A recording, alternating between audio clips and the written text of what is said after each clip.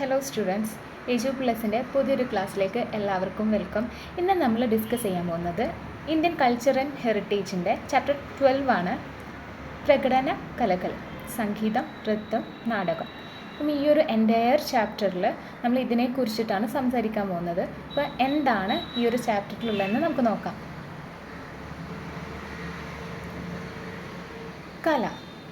കല എന്ന് വെച്ച് കഴിഞ്ഞാൽ എന്താണ്? ഒരു മനുഷ്യ മനസ്സിൻ്റെ എല്ലാ പ്രത്യേകതകളുടെയും സൗന്ദര്യാത്മകമായിട്ടുള്ള ഒരു പ്രകാശനമാണ് നമ്മൾ കല എന്ന് പറയുന്നത്. ഓക്കെ, ഇപ്പം മനുഷ്യ വികാരങ്ങളെ നമ്മൾ നവരസങ്ങൾ എന്ന പേരിൽ 9 വിഭാഗങ്ങളായിട്ട് തരംതിരിച്ചിട്ടുണ്ട്. പലർക്കും ഇതറിയാവുന്നതാണ്. ഹാസ്യം, ഭയാനകം, രൗദ്രം, കരുണം, വീരം, അദ്ഭുതം, ബീഭത്സം, ശാന്തി, ശൃംഗാരം എന്നിവയാണ് ഈ 9 നവരസങ്ങളും. നമുക്ക് പറയാം എന്താണ് കല? ഈ മനുഷ്യവികാരങ്ങളുടെ ഒക്കെ റിഫ്ലക്ഷൻ, ഒരു പ്രകാശനം, മറ്റുള്ളവർക്ക് മുൻപിൽ നമ്മളത് തുറന്ന് കാട്ടുന്നതാണ് കല എന്ന് പറയുന്നത് കേട്ടോ. അപ്പം ഇതിൽ ചിലത് നമ്മൾ തത്സമയ പ്രകടനത്തിലൂടെ, അതായത് ലൈവായിട്ട് നമ്മൾ ആ ഒരു കല ബാക്കിയുള്ളവർക്ക് പ്രദർശിപ്പിക്കും. മറ്റു ചിലത് ദൃശ്യകലകളിലൂടെയാണ് പ്രകടിപ്പിക്കുന്നത്. അപ്പം ലൈവായിട്ട് നമ്മൾ പ്രകടിപ്പിക്കുന്നതെന്ന് വെച്ച് കഴിഞ്ഞാൽ എന്താണ്? സോങ് അല്ലേ, നമ്മൾ പാട്ട് പാടുന്നത്, പിന്നെ ഡാൻസ് ചെയ്യുന്നതൊക്കെ ലൈവിന് ഉദാഹരണങ്ങളാണ്. ഇപ്പം ദൃശ്യകലകളിലൂടെ പ്രകടിപ്പിക്കുന്നതെന്ന് വെച്ച് കഴിഞ്ഞാൽ ചിത്രകലകൾ, ശില്പകലകൾ അല്ലെങ്കിൽ രേഖാചിത്രങ്ങൾ, ഇവയൊക്കെയാണ് രണ്ടാമത്തെ വിഭാഗത്തിൽ ദൃശ്യകലകളിലൂടെ പ്രകടിപ്പിക്കുന്നവ. ഇനി നമുക്ക് സംഗീതം എന്താണ്? സംഗീതവും ഒരു പ്രകടന കലയാണ്. അപ്പം സംഗീതത്തെക്കുറിച്ച് നമുക്ക് നോക്കാം. അപ്പം സംഗീതം എന്ന് വെച്ച് കഴിഞ്ഞാൽ വളരെ മുൻപേ പ്രചാരം നേടിയിട്ടുള്ളൊരു കലാരൂപമാണ്. നടനകലയുമായി ബന്ധപ്പെട്ട ഒരു ആദ്യ ഗ്രന്ഥമാണ് ഭരതമുനിയുടെ നാട്യശാസ്ത്രം എന്ന് പറയുന്നത്. ഇതിൽ തന്നെ സംഗീതത്തിന് മാത്രം 6 അധ്യായങ്ങളുണ്ട്. പിന്നെ 13-ാം നൂറ്റാണ്ടിൽ സാരംഗദേവൻ എഴുതിയിട്ടുള്ള സംഗീത രത്നാകരത്തിൽ 264 രാഗങ്ങളെ കുറിച്ചിട്ട് പ്രതിപാദിക്കുന്നുണ്ട്. പിന്നെ കൂടാതെ പല ഗ്രന്ഥങ്ങളിലായിട്ട് ചെണ്ട, വീണ, ഓടക്കുഴൽ എന്നിവയെക്കുറിച്ചിട്ടും പരാമർശിക്കുന്നു. ഇതൊക്കെ എന്താണ്? സംഗീതത്തെ പരിപോഷിപ്പിക്കാൻ വേണ്ടി നമ്മൾ എക്സ്റ്റേണലായിട്ട് യൂസ് ചെയ്യുന്ന ഇൻസ്ട്രുമെൻറ്റ്സ് ആണ് അല്ലേ. നമ്മൾ പുറമേ നിന്നിട്ട് ആ ഒരു സംഗീതത്തെ കുറച്ചും കൂടെ ആസ്വാദ്യകരമാക്കാൻ വേണ്ടിയിട്ട് നമ്മൾ യൂസ് ചെയ്യുന്ന ഇൻസ്ട്രുമെൻറ്റ്സ് ആണ്. അപ്പം പല ഗ്രന്ഥങ്ങളിലും ഇതിൻ്റെ ഉറവിടങ്ങളും പരാമർശിച്ചിട്ടുണ്ട്. കൂടാതെ ഇപ്പം മധ്യകാലഘട്ടത്തിലേക്ക് നോക്കുന്നതാണെങ്കിൽ സൂഫി ഭക്തി സന്യാസിമാർ സംഗീതത്തെ പ്രോത്സാഹിപ്പിച്ചിട്ടുണ്ട്. നമ്മൾ കഴിഞ്ഞ ക്ലാസ്സിലൊക്കെ കേട്ടിട്ടുണ്ട്. സൂഫി ഭക്തി സന്യാസിമാർ അവരെങ്ങനെയാണ് ദൈവത്തെ ആരാധിച്ചിരുന്നത്? ഭക്തിഗീതങ്ങളിലൂടെയാണ്. അവർ നാടോടി സംഗീതത്തെ പ്രോത്സാഹിപ്പിച്ചിട്ടുണ്ട് അല്ലേ. അപ്പം ഇവർ കൂടുതലായിട്ടും ആ ഒരു മധ്യകാലഘട്ടത്തിൽ കൂടുതലും വന്നിരുന്ന സൂഫി ഭക്തി സന്യാസിമാരാണ്. അവരും ഈ ഒരു സംഗീതത്തെ അതിൻ്റെ പരിപൂർണ തോതിൽ എക്സ്പാൻഡ് ചെയ്യാൻ ശ്രമിച്ചിട്ടുണ്ട്. അപ്പം ഇങ്ങനെ പറയാൻ കാരണം എന്ന് വെച്ച് കഴിഞ്ഞാൽ സംഗീതത്തിലൂടെയാണ് അവർ ദൈവത്തെ ആരാധിച്ചിരുന്നത്. ആരൊക്കെയായിരുന്നു ഇതിന് സൂഫി ഭക്തി സന്യാസിമാർക്ക് എക്സാമ്പിളായിട്ടുള്ളത്? തുളസീദാസ്, മീരാഭായ്, കബീർ, ഇവരൊക്കെ ഈ ഒരു ഭക്തി സന്യാസിമാരാണ്. അപ്പം കൂടാതെ നമ്മൾ മുഗൾ ഭരണാധികാരികൾ കൂടുതൽ പേരും സംഗീത തൽപരരായിരുന്നു. വളരെ പ്രചാരത്തിലുള്ള സംഗീത രൂപങ്ങളായിട്ടുള്ള ഖവാലിസ്, കയൽ തുടങ്ങിയവയെല്ലാം ബാബർ വികസിപ്പിച്ചെടുത്തതാണ്. പിന്നെ ഹുമയൂണിൻ്റെ കാലഘട്ടത്തിലും അക്ബറിൻ്റെ കാലഘട്ടത്തിലും സംഗീതത്തെ കൂടുതലായിട്ട് അവർ പ്രൊമോട്ട് ചെയ്തിട്ടുണ്ട്, പ്രോത്സാഹിപ്പിച്ചിട്ടുണ്ട്. ഇനി നമുക്ക് സംഗീതത്തെ, മധ്യകാലഘട്ടത്തെ ശാസ്ത്രീയ സംഗീതത്തെ 2 വിഭാഗങ്ങളായിട്ട് തരംതിരിക്കാം. ഒന്ന് ഉത്തരേന്ത്യൻ. ഈ ഒരു ടെംപ്ലേറ്റിൽ നിങ്ങൾക്ക് കാണാം ശാസ്ത്രീയ സംഗീതം ആണ് കേട്ടോ പണ്ട് കാലത്തുണ്ടായിരുന്നത്. ഇതിനെ 2 തരംതിരിച്ചിട്ടുണ്ട്. ഉത്തരേന്ത്യൻ ഹിന്ദുസ്ഥാനി സംഗീതമെന്നും ദക്ഷിണേന്ത്യൻ കർണാട്ടിക് സംഗീതമെന്നും. ഇതിൽ കർണാട്ടിക് മ്യൂസിക്കിനെ കുറിച്ച് പലരും കേട്ടിട്ടുണ്ടാവാം.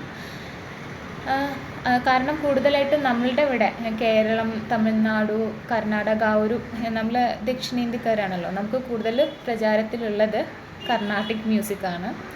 അപ്പം ഹിന്ദുസ്ഥാനി സംഗീതം എന്ന് വെച്ച് കഴിഞ്ഞാൽ എന്താണെന്ന് നോക്കാം. ഡൽഹി സുൽത്താനത്തിൻ്റെ കാലഘട്ടം ഉണ്ടായിരുന്നല്ലോ.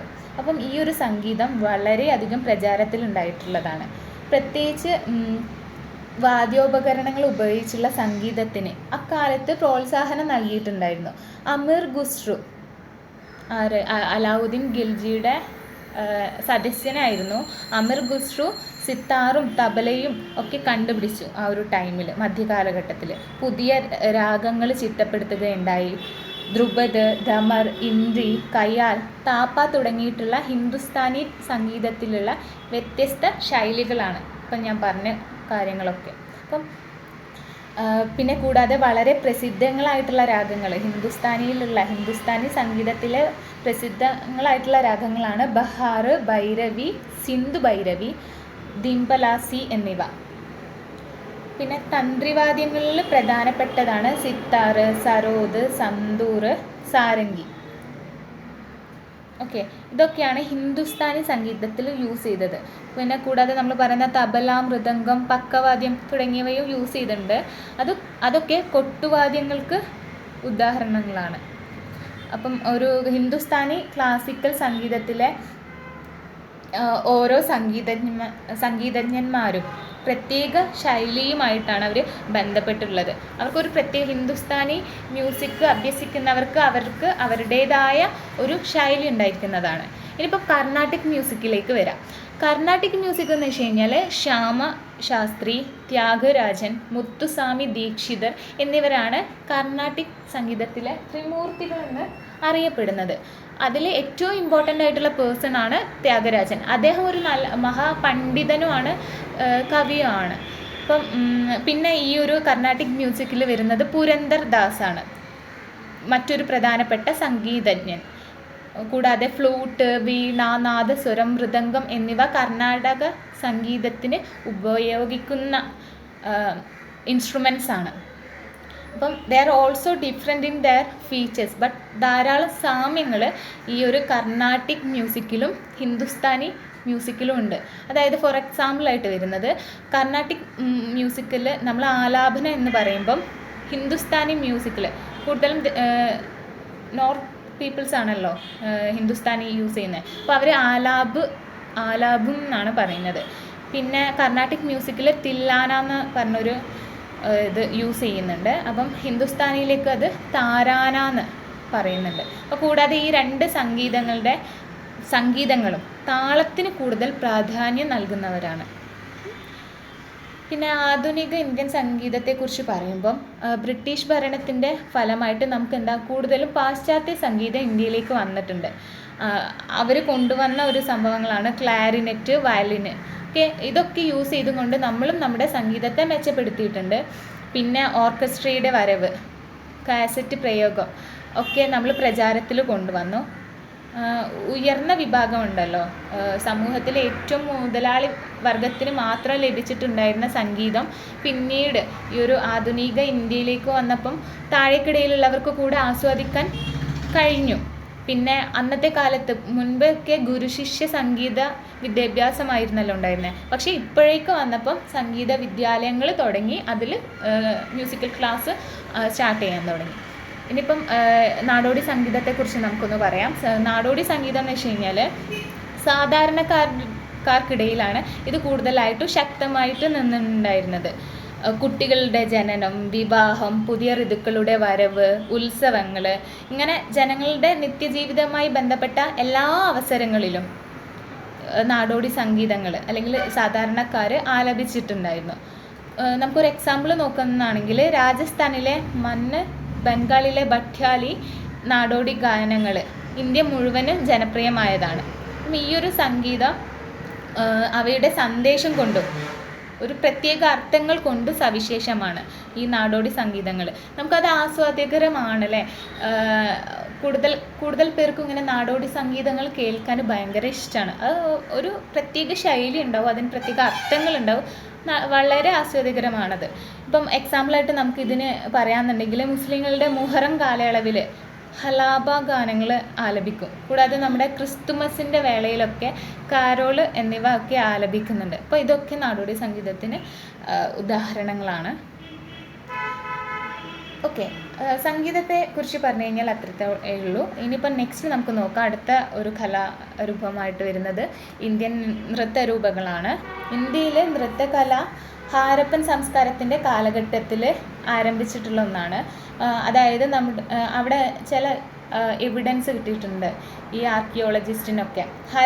നൃത്തം ചെയ്യുന്ന പെൺകുട്ടിയുടെ ഒരു വെങ്കല പ്രതിമ അതൊക്കെ ചരിത്രകാരന്മാർ മുൻപേ കണ്ടെത്തിയതാണ്. അപ്പോൾ ആ ഒരു കാലഘട്ടത്തിൽ മുതലേ നമുക്ക് ഈ ഒരു നൃത്തം എന്ന ഒരു കല ഉണ്ടായിരുന്നെന്ന് നമ്മൾ വിശ്വസിക്കുന്നു. ഇപ്പോൾ ശിവൻ്റെ നടരാജ രൂപം ഇന്ത്യൻ ജനതയ്ക്ക് ഏറ്റവും കൂടുതൽ നൃത്തകലയ്ക്കുള്ള പ്രാധാന്യം കാണിക്കുന്നുണ്ട്. കൂടുതലും ക്ലാസിക്കൽ ഡാൻസേഴ്സൊക്കെ ശിവൻ്റെ നടരാജ പ്രതിമ ഉണ്ടാവും ആ ഒരു ക്ലാസിക്കൽ ഡാൻസ് പഠിപ്പിക്കുന്ന ആ ഒരു സ്കൂളിൽ ഉണ്ടാവുന്ന. ഏത് കാലത്താണ് നൃത്തരൂപം ഉണ്ടായതെന്ന് കൃത്യമായിട്ട് നമുക്ക് പറയാൻ പറ്റത്തില്ല. എന്നാലും അത് സന്തോഷം തരുന്നുണ്ട് നമുക്ക് എല്ലാവർക്കും. ആ ഒരു സന്തോഷത്തിൻ്റെ പ്രതിഫലനമായിട്ട് എല്ലാവരും ഈ ഒരു നൃത്തത്തെ കണക്കാക്കുന്നുണ്ട്. ഇനിയിപ്പം നൃത്തരൂപങ്ങൾ ശാസ്ത്രീയ നൃത്തമെന്നും നാടോടി നൃത്തമെന്നും 2 വിഭാഗങ്ങളായിട്ട് തരംതിരിക്കുന്നു. ശാസ്ത്രീയ നൃത്തം കൂടുതലായിട്ടും കൊട്ടാരങ്ങളിലും ക്ഷേത്രങ്ങളിലും ആണ് അരങ്ങേറുന്നത്. പിന്നെ മതപരമായ ലക്ഷ്യത്തോടെ കൊട്ടാരങ്ങളിൽ വിനോദ ഉപാധികളായിട്ടാണ് ഈ ശാസ്ത്രീയ നൃത്തങ്ങളെ അക്കാലത്ത് അവതരിക്കപ്പെട്ടത്. ഇതിൽ ഏതിലായാലും കലാകാരന്മാർ, ഇപ്പം നാടോടി നൃത്തത്തിലായാലും ശാസ്ത്രീയ നൃത്തത്തിലായാലും കലാകാരന്മാർ ദേവപ്രാർത്ഥന പോലെ ഇതിന് വേണ്ടിയിട്ട് അവർ സ്വയം അർപ്പിക്കും. അങ്ങനെയാണ് ഏത് നൃത്തരൂപമായാലും കൂടുതലും അവർ അവർ ആ ഒരു കലാരൂപത്തിൽ അലിഞ്ഞു ചേരുന്നുണ്ട്. ഭരതനാട്യം, മോഹിനിയാട്ടം ക്ഷേത്രങ്ങളിലെ അനുഷ്ഠാനമായാണ് അക്കാലത്ത് വികസിപ്പിച്ച് വന്നിട്ടുണ്ടായിരുന്നത്. പിന്നെ കൃഷ്ണൻ്റെ ലീലാവിലാസങ്ങളും ശിവഭഗവാനുമായി ബന്ധപ്പെട്ട കഥക്, മണിപ്പൂരി നൃത്തങ്ങളും പിന്നെ രാമായണം, മഹാഭാരതം പ്രമേയമാക്കിയിട്ട് കേരളത്തിൽ കഥകളിയും നമുക്ക് കാണാം. ഇവയൊക്കെ മതപരമായിട്ടുള്ള പ്രമേയങ്ങളാക്കിയിട്ടുള്ള നൃത്തരൂപങ്ങളാണ്. ഇനിയിപ്പം നാടോടി നൃത്തങ്ങൾ എന്ന് പറയുമ്പോൾ സാധാരണക്കാർക്കിടയിൽ നാടോടി സംഗീതം സാധാരണക്കാർക്കാണെങ്കിൽ ഇതും നാടോടി നൃത്തങ്ങളും സാധാരണക്കാർക്കിടയിൽ നിലവിൽ വന്നതാണ്. എക്സാമ്പിളായിട്ട് നമുക്ക് നോക്കുന്നതാണെങ്കിൽ അസാമിലെ ബിഹു എന്നിട്ടുള്ള നൃത്തരൂപമാണ് അവിടെ നാഷണൽ നൃത്തരൂപവും അത് ബിഹു തന്നെയാണ്. ഗുജറാത്തിലാണെങ്കിൽ ഗർബ, പഞ്ചാബിൽ ഗിഡ്ഡ, പിന്നെ മിസോറാമിൽ മുള എന്ന് പറഞ്ഞിട്ടുള്ള, പിന്നെ കാശ്മീരിലാണെങ്കിൽ ദുമ്മൽ, ബംഗാളിൽ ചൗ തുടങ്ങിയിട്ടുള്ള നൃത്തരൂപങ്ങൾ നമുക്ക് കാണാം.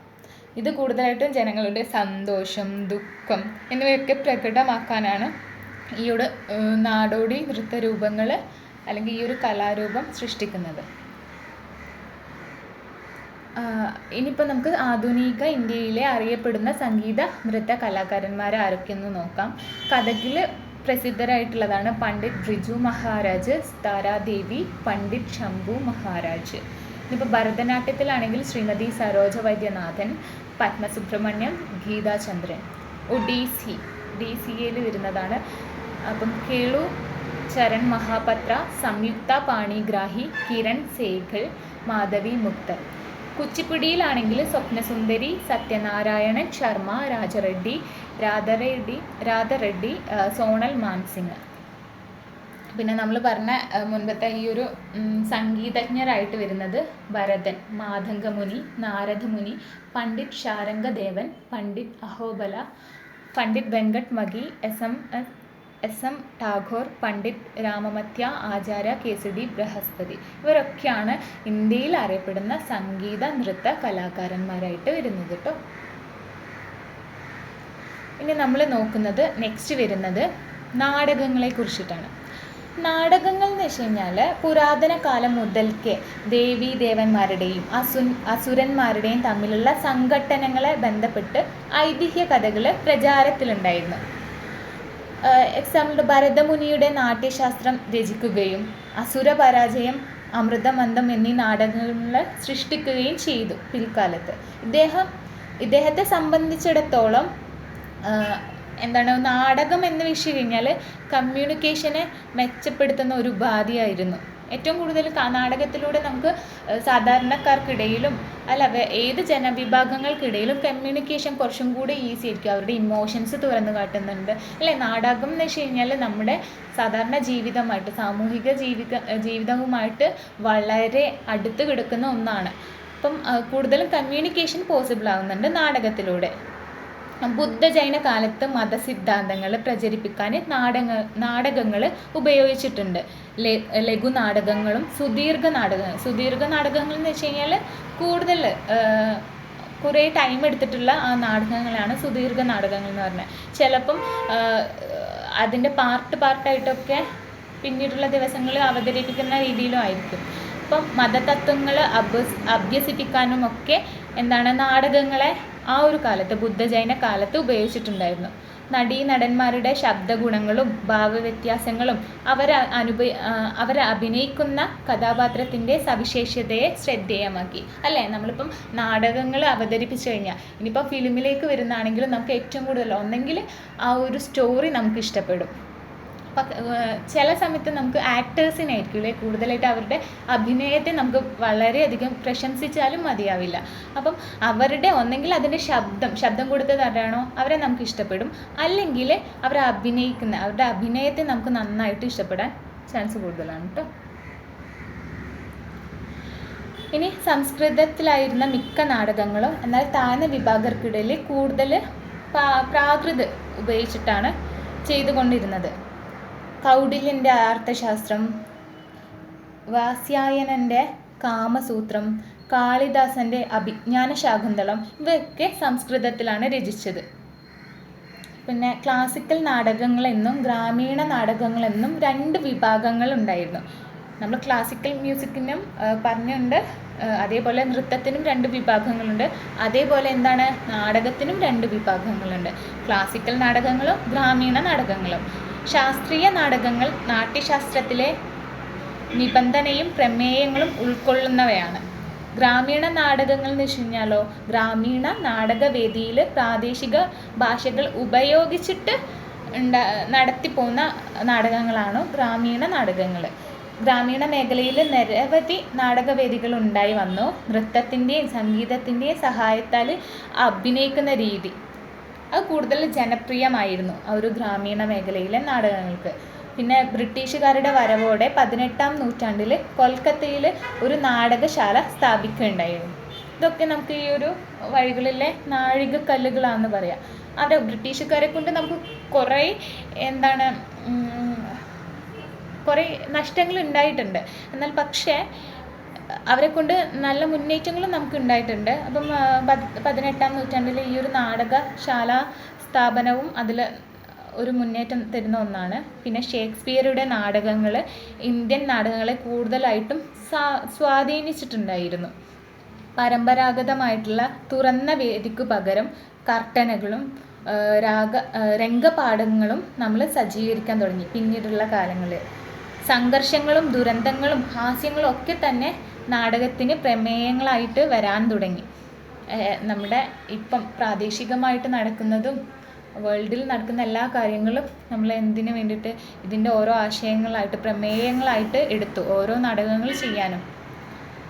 സമീപകാലത്ത് നാടകങ്ങളിൽ നിരവധി പരീക്ഷണങ്ങൾ നടന്നു വരുന്നുണ്ട്. അപ്പം അതിനൊക്കെ എക്സാമ്പിളായിട്ട് പറയുന്നതാണെങ്കിൽ സ്റ്റേജ് നാടകങ്ങൾ, റേഡിയോ നാടകങ്ങൾ ഉണ്ടായി വന്നു, തെരുവ് നാടകങ്ങൾ അല്ലേ. തെരുവ് നാടകങ്ങളൊക്കെ കൂടുതലായിട്ടും ഈ ഒരു കാലിക പ്രസക്തിയുള്ള കാര്യങ്ങൾ പറയാൻ വേണ്ടിയിട്ടാണ് തെരുവ് നാടകങ്ങളെല്ലാം കൂടുതലും വരുന്നത്.